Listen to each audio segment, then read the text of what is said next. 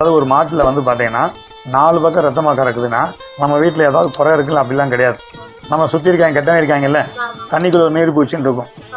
நீர் பூச்சி எடுத்து அந்த மடியில் தடை விட்டோம்னா, உயிரோட சேர்த்து தடை விட்டோம்னா அந்த பஸ் மாடு 4 ரத்தமாக கறக்கும். உன்னை பயமுறுத்துவாங்க, நீ ஏதாவது ஒன்று பண்ணிக்கிறன்னு. அதே மாதிரி ஒரு நீர்பூச்சி எடுத்து ஒரு கொம்புலையோ ஒரு நெத்திலையோ தடை விட்டாங்கன்னா அந்த 2 காம்பு மட்டும் ரத்தமாக கறக்கும்.